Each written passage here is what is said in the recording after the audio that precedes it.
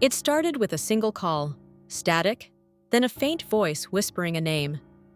The recipient, confused, checked the caller ID.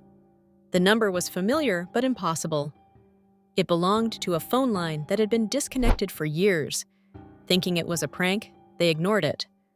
But the calls kept coming, each time more insistent, the voice growing clearer. Who was calling, and how was a dead phone line suddenly active again?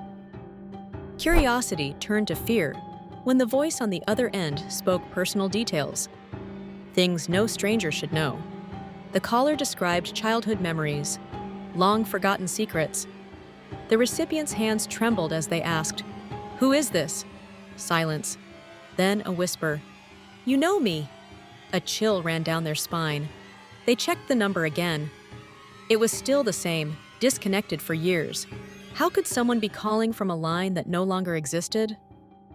Determined to uncover the truth, they traced the number's history. It once belonged to an old friend, someone who had died years ago. Their heart pounded. Was this a cruel joke or something far more sinister? They called the number back. Static. Then, the same voice, clearer now. "I need to tell you something," the line crackled, and suddenly, the voice was gone. The call ended, but the mystery was only beginning. Desperate for answers, they visited the old friend's last known address. The house was abandoned, dust covering every surface. But in the corner, an old rotary phone sat on a table. It shouldn't have worked, but when they picked up the receiver, a dial tone hummed. Their breath caught. Then, the phone rang. Once, twice. They hesitated, then answered. A familiar voice whispered, "You finally found me." The line went dead.